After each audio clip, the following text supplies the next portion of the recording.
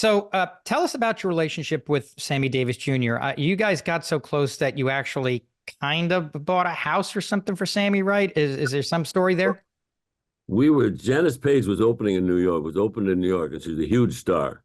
And they needed an opening act. Well, Sammy was working at Larry Potter's in the Valley. Sammy was this tap dancer. He was part of the Will Maston trio. And so I went out and I got Sammy to open the show.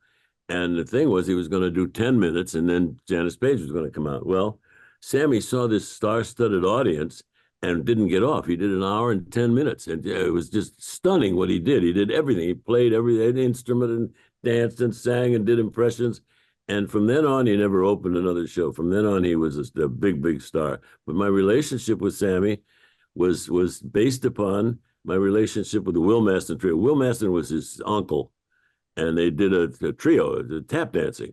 And so it was the Will Maston trio. Then it was the Will Maston trio with Sammy Davis, then starring Sammy Davis. Then it was Sammy Davis and the Will Maston trio. Eventually it became just Sammy Davis. And anybody who ever saw that act was in awe because he did everything. He played, he sang, he danced, he played all the instruments. And he was perhaps the most talented person I had ever worked with or ever did work with. And but we had a great relationship. And again, with Sammy, I could get him to do anything. And he loved Frank, and Frank loved him. Frank, Dean, and Sammy, and Joey Bishop. And the secret with all of them was the fact that they were an event. When they played Vegas, and Dean Martin would do the first show, and he'd go out into the casino and deal. And Dean had been a deal in Steubenville. He'd been a dealer. So he had big hands, and he could deal anything. So he'd go out into the casino between shows and deal at the crap table, at the card table, and pay off everybody, right? 21, that's it. 25, that's a winner. And he was paying everybody on every hand. And they said, he can't do that. He's paying the wrong pay. I said, you know how many people are in this building because because Dean Martin is dealing? And but then eventually they made us stop having Dean deal. But it was an adventure to be with the three of them. And then eventually they decided they were going to all appear together. And there were five of them: Dean, Frank, Sammy, Joey Bishop, and Peter Lawford. Yep.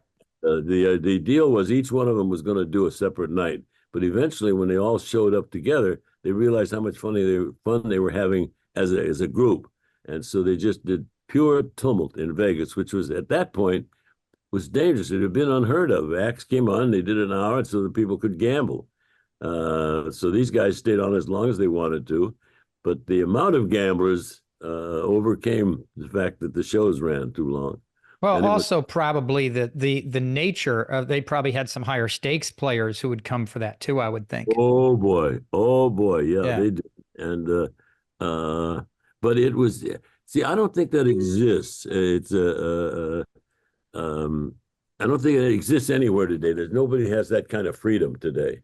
But boy, when they hit that stage, the world lit up. Now, Cher is another luminary who you've worked with, someone who truly larger than life. You had, many experiences with her. What is there a Cher memory that still sticks out as kind of like the story to tell all these years later? All of my memories of Cher stick out. I mean, she was married to Sonny, and she was kind of quiet and in the background, and Sonny was the boss. Sonny, whatever Sonny said, that's what they did. So when Sonny died, and there I was with Cher, she was not going to let another man tell her what to do. And so our relationship was somewhat confrontational because she would wind up doing it, but she was reluctant. But I enjoyed her because this was a multi-talented lady who could do so much. So the first show we did was Cher, Bette Midler, and Elton John. And we put this thing together, and we built this whole stage with them and their costumes and whatever. And they came out and they did this live show. And Cher, from that moment on, Cher was a star before that, but from that moment on, she was a legend because she just absolutely captured the audience. Cher was a challenge because she had never let another man tell her what to do, but she would come out on that stage. Once you got her out there, she would be late, but once you got on that stage, there was some magic happen. It still does. I mean, she still is a good friend. So up to this moment, we've kind of been touching in and out of your time and memories, but I now want to focus on what was in its day the #1 show on television in America, Laugh-In. What was the moment that the idea for Laugh-In first came to you? Well, the problem was Monday night at 8 o'clock, we were up opposite Gunsmoke and Lucy. Oh, At wow. NBC was getting no rating at all. Those are big guns too, Yeah. literally, and one of them figuratively. 1 and 2 show by a large margin. And so they said, what are we going to put on Monday night at 8 o'clock? Well, I've got an idea. I've got a show, and I've got this group of totally unknown people. And so NBC said, yeah, go ahead. They had nothing else to put on Monday night at 8 o'clock. So the first night, they didn't know what the hell it was. This isn't a television show. And I took it to a school, and I said, the kids are laughing. They get it. How come you don't? Because it was a totally different experience. These flash cuts and the mistakes and everything. So we did 1 show, then 2 shows. By the 3rd show, the audience started to get onto it, and we began to get a rating. Well, I mean, I'm arrogant now, but you should have seen me, that many years ago with the 50 share. We'll forget about it. So we could do everything, and Laugh-In was an adventure. And we didn't have the money. See, to get the show on the air, I promised everything and guest stars and whatever. But when we started to do the show, we didn't have any money for guest stars. So we would go out in the hall and stop people coming from the Johnny Carson show and say, would you do the show? And like John Wayne said, I'm not going to do that show. I'm not going to say soccer to me. We put that on the air. We put all the people saying they weren't going to do the show became the cameo stars. So by the end of the first week, 4 weeks, we had everybody in the world that had done the Johnny Carson show coming on laughing and saying they weren't going to do the show. And then they realized that it was an adventure, that with mistakes, we let them in. Mistakes became a major part of Laugh-In. But Laugh-In went on with this group of totally unknown people. Dan and Dick were a nightclub act, and they did, Dick being dumb and Dan being articulate.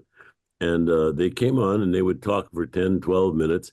We would take that and cut it down to 2 minutes and put that on the air, and it worked. And so it became, it was a new kind of show business, because at that point we had just come up technically so we could edit. And so when we could edit these 10-second and 15-second sound bites and put that all together in a post-production schedule, we got a lot of stuff done that had never been seen before. And Jolene, my wife, had been a Miss Rheingold, and she also was on the Ernie Kovacs show. And Ernie loved Jolene, and Jolene would show up and never ask what was she going to do. And Ernie would just have her do these crazy things. They've got a shot of her in the bathtub with a periscope coming up out of the bathtub. And so Ernie had a big effect on me.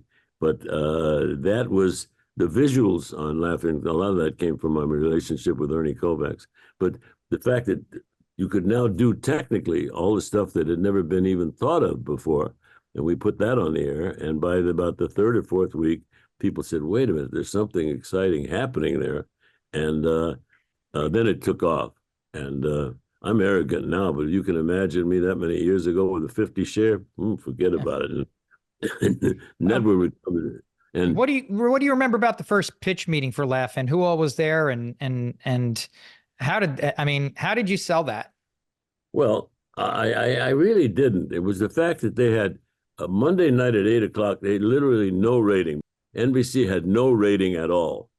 And so I said, well, I'll give you a show. And they said, what is it? And I said, you're not going to understand it. So we took all of these people that I'd collected. None of them were movie people. None of them were basically singers and dancers. They were young character people.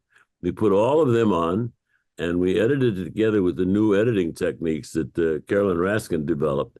And so we came on the air with this explosion, and NBC said, what the hell is that? And I said, well, it's called Cinema Verte. And I made it up. I never knew what Cinema Verte.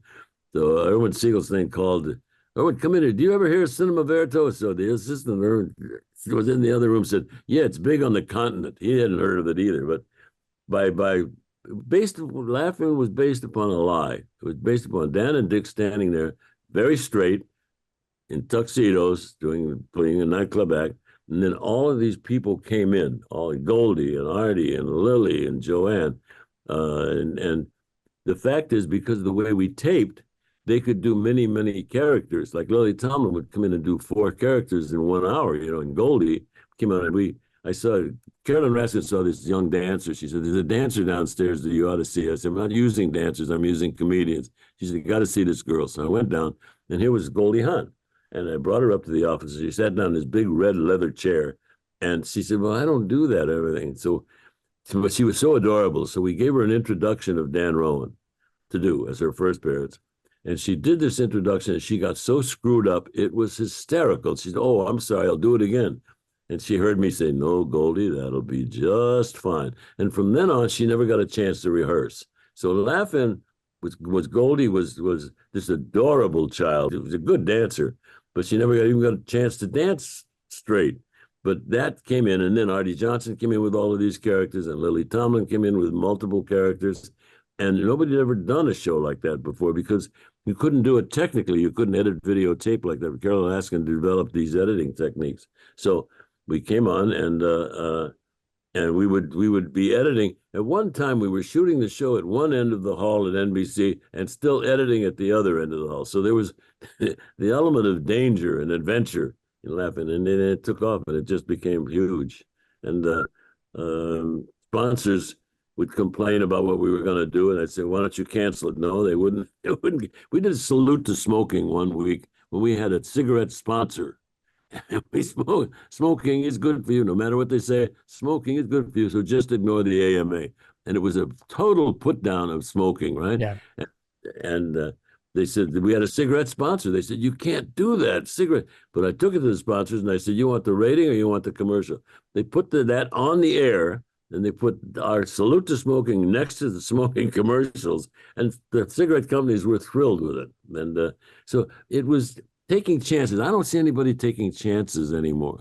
Laugh-In was an adventure every week with the cast, with Artie Johnson popping up saying very interesting. To put a German officer on opposite CBS was unheard of. And good night, Lucy. And saluting Lucille Ball, who was our opposition. And NBC said, you can't she's the opposite you. I said, guess what? She's got a 50 share. Who cares what's opposite her? And see, what I don't see today, I see language that I'm not crazy about. I don't see adventure. And Laugh-In was a total trip. It was like a free fall. And I don't see anybody taking those chances today.